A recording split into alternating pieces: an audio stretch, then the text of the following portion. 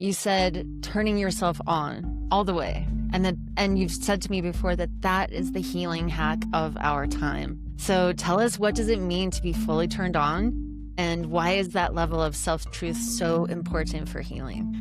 I feel turned on just you asking that question. I'm like, yes, that's such a good question. She got it.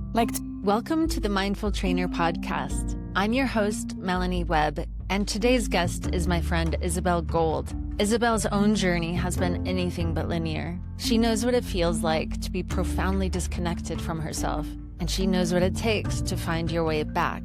From guiding billionaires alongside me on a jet-set adventure through Amangiri and Lake Powell, to navigating divorce and custody battles, to choosing to live her truth without apology, Isabelle has lived the work she teaches. One of her core beliefs is that learning to feel who you really are, turning yourself on all the way, is the healing hack of our time. Isabelle teaches that chronic illness, emotional pain, and patterns we can't shake always have a root cause we can uncover. Stress management isn't optional. Embodiment isn't optional, and the healing journey honors both the masculine and the feminine within each one of us. I cannot wait for you to experience her wisdom today. Let's get on to the show.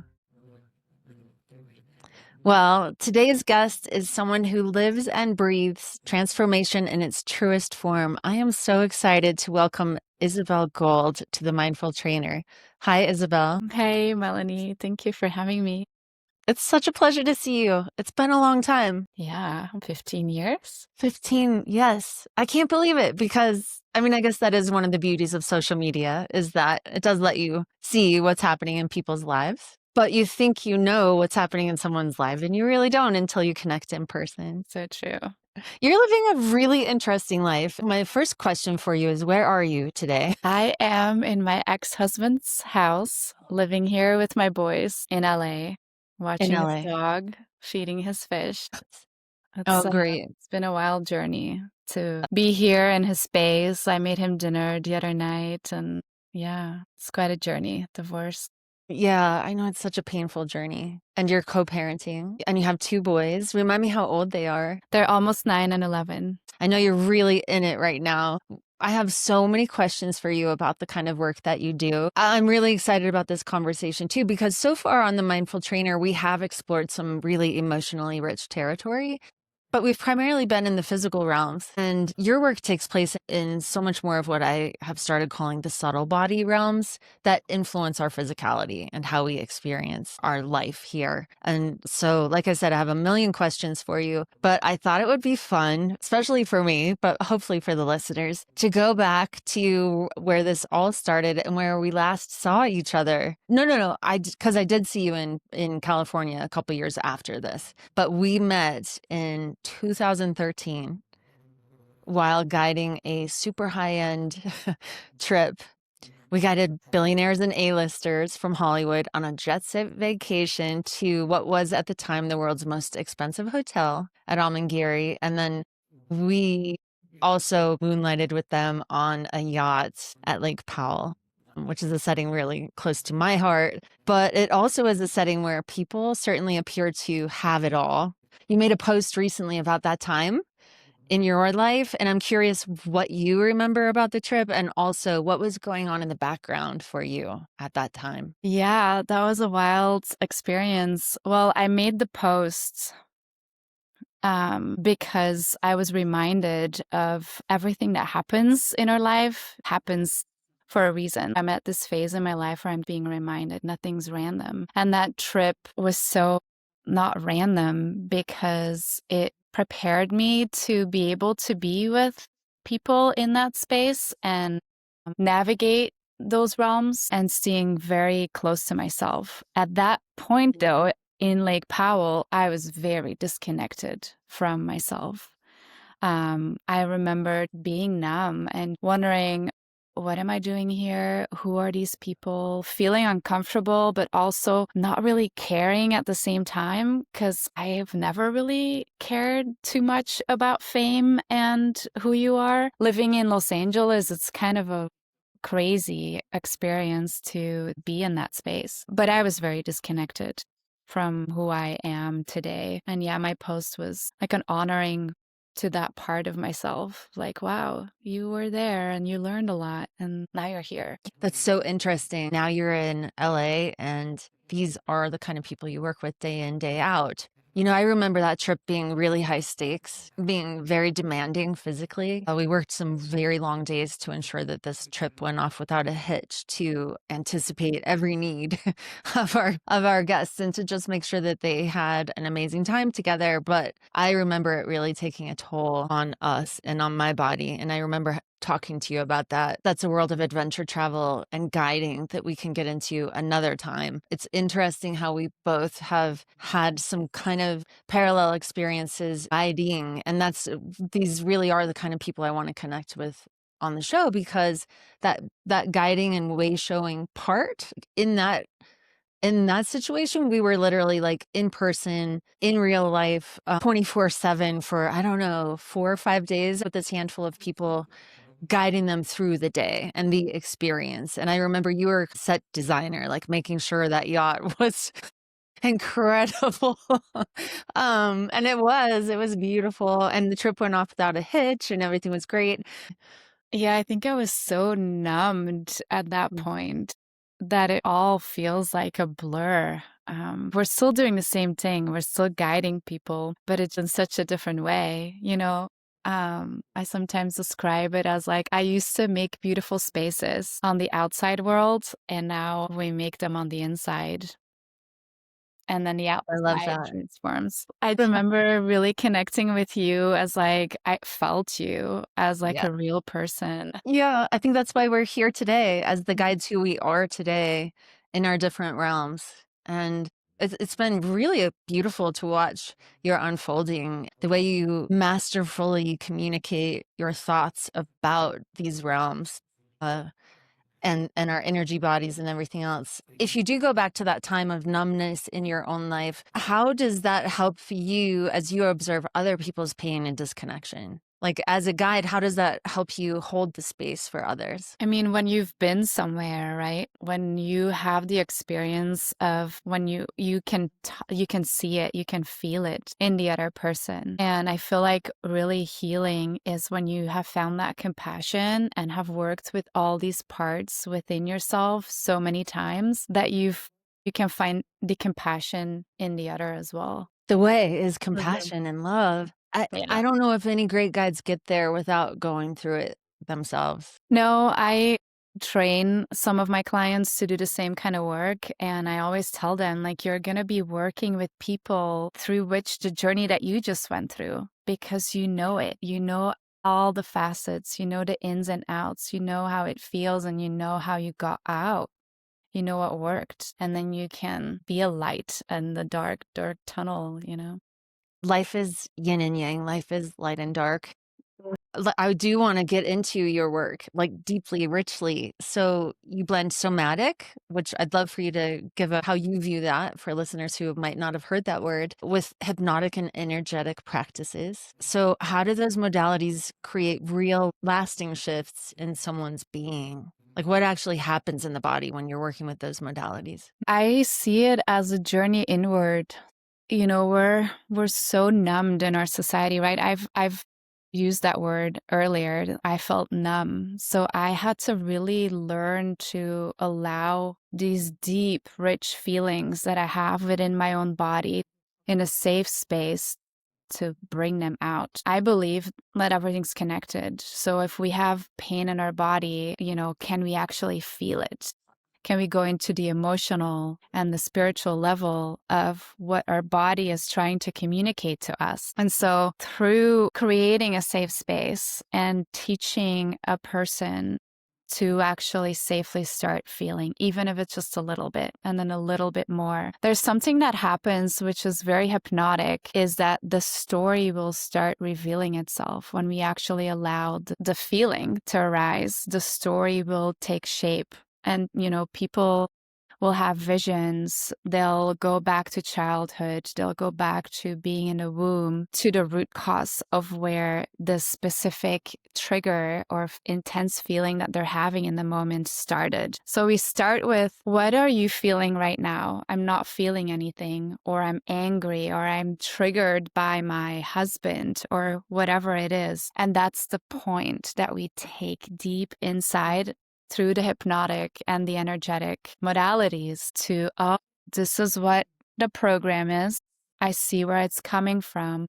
And actually, I want to have a different program. And then we let the body feel again what the new program would feel like. So it's combining the seeing and the feeling, the knowing, turning all of our senses on. I'm all about being the antenna that we are, connected to the universe. That's beautiful. And there's a sensitivity to that too, to that connectedness, which is required for you to do that work in the first place. It is easy to numb out. It is easy to feel overwhelmed and to feel like we have to shut things out. And I remember going to a breathwork conference once, and the instructor said, look, the days of speaking of the body, the mind, and the emotions as three separate entities are over. Well, I love interacting with people like you who are immersed in that work all the time, because we know that so many chronic illnesses and pain in the body is really emotion being expressed. Maybe I can ask you to talk about how those emotions might influence chronic pain and illness. Yeah, I mean, the example of how we started our conversation and talking about migraines comes up to share actually with the listeners. Every month I would be in bed, have to be in a dark, dark room with massive migraines, vomiting, being out for a couple days even. As I went through my process of starting to feel and learning to navigate, I look at our body as this most intelligent creation that will ever exist, right? So now when a migraine comes on, I'll actually allow myself to feel instead of wanting it to go away, which is what we do in our society is, I don't want to feel this, I'm going to take a painkiller. I don't want to feel this, I'm going to go shopping. We all have our distractions. To actually have the capacity to say, I'm going to be with this. I'm going to listen and I'm going to feel what's coming up in my head is what I was explaining earlier is you feel the feeling, you are with it instead of wanting it to go away, you let it be. And from that place, your body tells you, like my body will tell me you're dehydrated, you're in your head too much. It'll show me what I'm thinking about, where I'm consuming all this energy. And then I can start closing the tabs. And the migraine does not come through anymore. Like I haven't had a migraine using this way of being with myself in many, many years. It'll start and I use it and it never really becomes a migraine. That's incredible to know your own body to that extent. Yeah, we were talking about this because I had a terrible migraine a few days ago. Yeah. And I did suffer from these chronically after a couple of concussions that I've talked about on an earlier episode of the show. And then they've pretty much gone away as I've healed, and that energy from brain trauma has dissipated and been healed. But this one got me pretty bad, and it let me know. I like that expression that you used, the tabs in my brain. I had a million tabs open in my brain, and energetically, my energy was spread thin and tapped. And this was my brain's way of saying, like, hey, reel it in, bring it back. So I have learned also, like, to take it as, yes, it's a warning shot. It's also like, just hold that with so much tenderness and compassion rather than scolding myself. It's a reminder that I am a different person than I used to be, and that sensitivity is valuable. And if I want to show up in the world and continue to do the work that I do one-on-one with individuals, I have to take care of this first. And going back to how you started, you're in your ex-husband's home right now. And you guys you're still in it, right? You're still in the throes of working things out. So Yeah, we were in court on Monday, just 2 days ago. just 2 days ago. So yeah, it's a lot of different pieces that are moving and everything is very present right now. Like that is a part And then there's also the part that we actually do get along and we want to raise our boys in a healthy way. Yeah. The good side Hmm. of a hard experience. Yeah. Thank you for being so open and vulnerable about it. Yeah, it's what I'm here to do. Speak truth. You've been, like I said, a good truth speaker. Were you raised to be a truth speaker? What do you think? I don't know because you're from Belgium. Hmm. And, I've been to Belgium years ago. Such a beautiful country, but I don't know the culture of a place, and how that influences a person's upbringing. We have an origin story and we have a ancestral origin story. Do you work much with, like, ancestral threads in somebody's life? Is Hmm. that something that gets uncovered as you're following that pin in deeper? Yeah, it's very present. It just gets passed on. I do want to hold it in a space because I feel like in a spiritual community, it often becomes this, oh, I'm cleaning up my whole ancestral patterns. It's like, yes, you are, but also don't take on all that weight.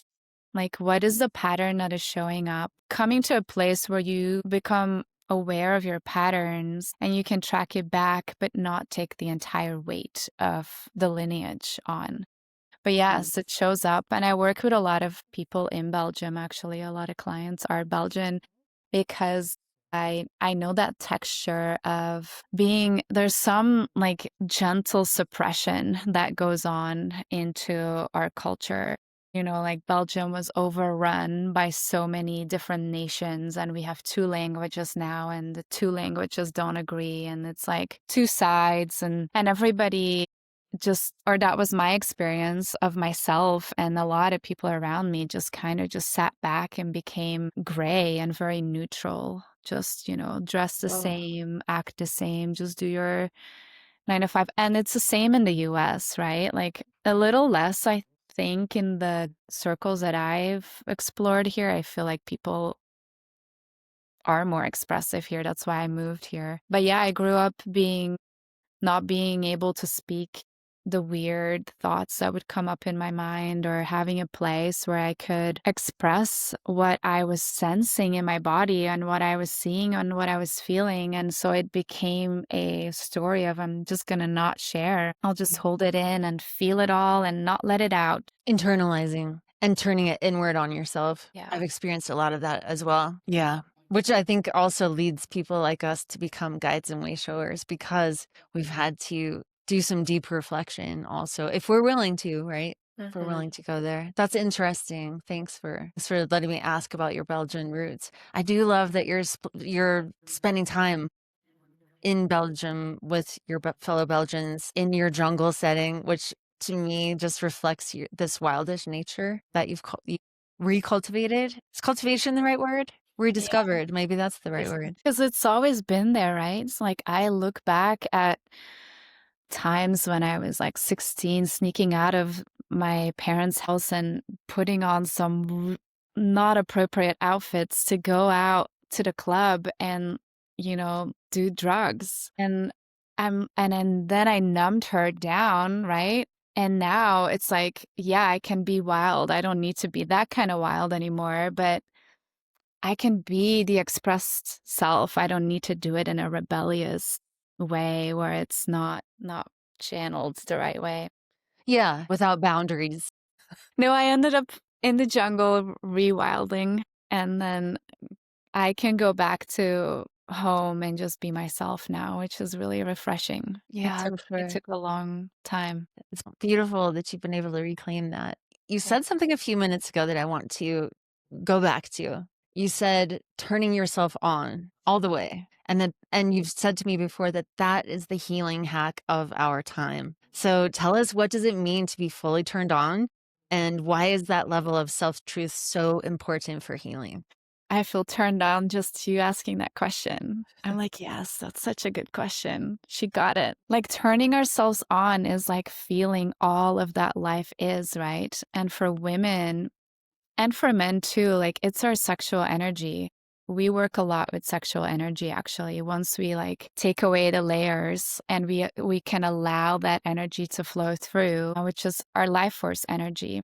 And I feel like most people live with that faucet closed or like it's stuck. And so we unstuck that and we allow it to move through and we're turned on by life again. Like I was talking to a friend the other day and she's like, I don't have those experiences, Isabelle. Like you think of something and it happens and you come across these magical people and I'm like, yeah. And I feel like it is because I allow myself to feel like the good and the bad. And so these reflections can come in. It's like being turned on by being in the shower and touching your skin. It doesn't have to be sexual in order to and it's there's a lot of stories, right, that we can go into as to why we're not living that way anymore. But yeah, does that make sense? Oh, it does. Yeah.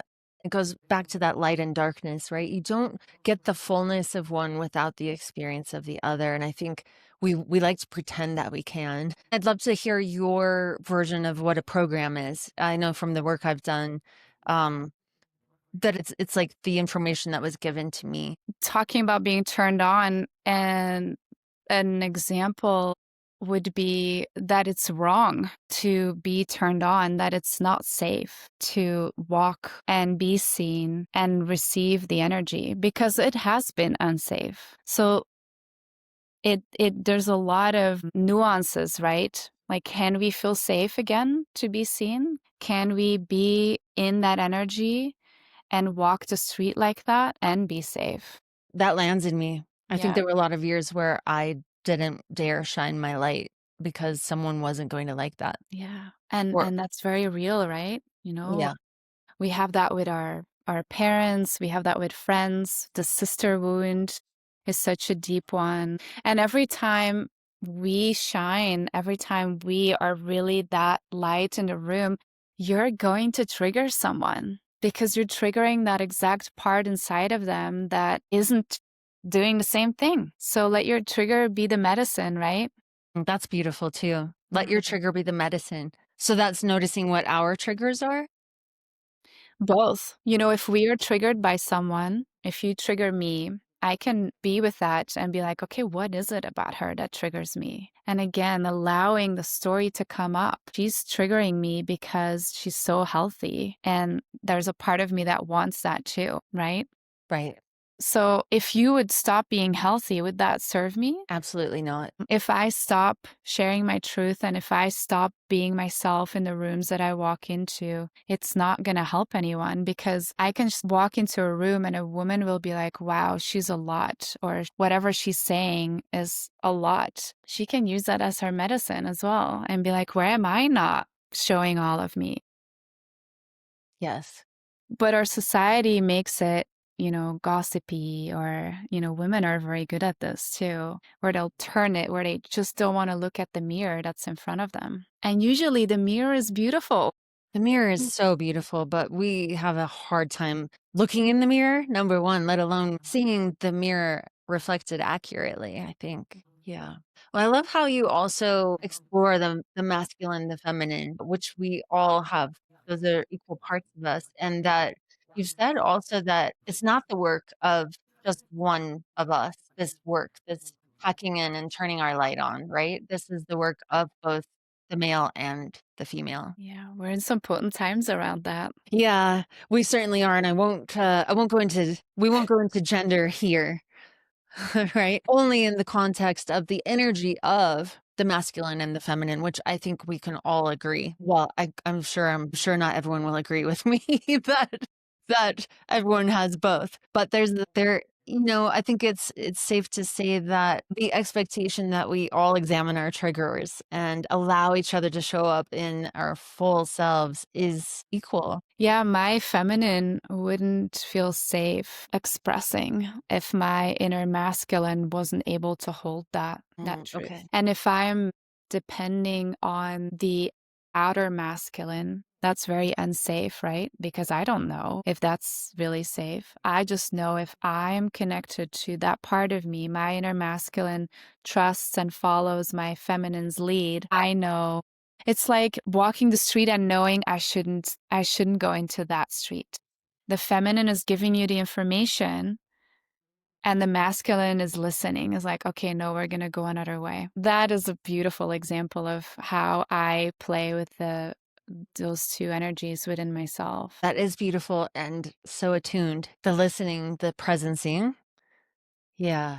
Did that take practice? It's ongoing, I feel like we're always evolving and we're always contracting and expanding. But yeah, it took going into those layers and working with where in my life have I not trusted both? Why am I not trusting my intuition, right? Right. And we all have it. We all have these senses. I feel like this is really the medicine of this generation, of this time on this planet, is like really tuning into the vehicle that we're in and learning to listen to what's being told and like, oh, wait, that doesn't feel safe. Is that me or that? And like just being in a constant dance with it. To be in a constant dance with you, Isabel, I think it would be amazing. Going back to the tabs open in our brain and the migraines that I experienced a few days ago and you this week, like for me, it was a listening. I guess that was the masculine and the feminine at play. If we looked at it at that layer, recognizing that I was pushing really hard, there was a whole lot of energetic output and giving, giving, giving going on. The masculine needed to protect a little bit and say, hey, remember, I got you in this. Boundaries. Can you soften? Can you give the feminine more space? So, and then she can be more intuitive. She can feel more, but she needs to be given the space. And that's not just internally, right? It's also in the collective. Like, where can we take more of the space to bring the intuition into corporate businesses and the government and healthcare and like, oh yeah, let's make it yummy again. Oh, yeah. And nurturing and compassionate and human, all of us. Yeah. That is the perfect segue into the kind of work you're doing now, the individuals who you're working with at the corporate level. How are they not only engaging with you in these conversations, but applying it in their sphere of influence? Because you're working with some C-suite leaders. Yeah, they usually come because they are stuck and they don't know where to go anymore. Or it's a physical thing, or they've seen their daughter work with me and they'll be like, wait, there's something here. And it's just a call of moving into the heart space and leading from the heart, right? Leading their business from the heart. I feel like the energetics of what's going on in the cosmos and the collective is just not allowing us to rule from the ego anymore. Like we're all being asked to anchor in, and we're seeing that in the corporate spaces as well. Like the people that are awakened enough to sense there's something going on, I need to do something differently, are all wanting to return back to the heart and the intuitive space. That's Be very turned on. promising. Like, can you imagine a boardroom with all people that are turned on, are intuitive and in their heart and know the practices and they know their inner child and they know when they're having a tantrum? Imagine what kind of product comes from that, or service, right? Like it's infused with the highest energy. That is beautiful. Those are the kind of products I want in my life. And those Yeah. are the kind of workplace cultures we want to be. You can really feel the energy, like you said, of a culture that wants that. Yeah. So I'm encouraged by the fact that you're working with people in leadership at that level who recognize that. It's really exciting. I am really happy that you're out there doing the work with them. And like I said, I could talk your ear off for hours about these topics and learning more from you. I want to thank you for showing up today and sharing from the heart with us. And I'd love for you to share with people how they can work with you, follow your work. Yeah, I share quite a bit on Instagram at Isabelle Gold ___ is my Instagram. There's links there that you can book a call with me, or you can email support@isabellegold.co and we can set up a call. Yeah. Fantastic. Super easy. Super easy. And I'm going to include all of that in the show notes in case someone didn't have a little piece of paper. Isabelle, thank you again. I can't wait to release this and share that wisdom. Thank you for having me. It's good to see you. Connect with you.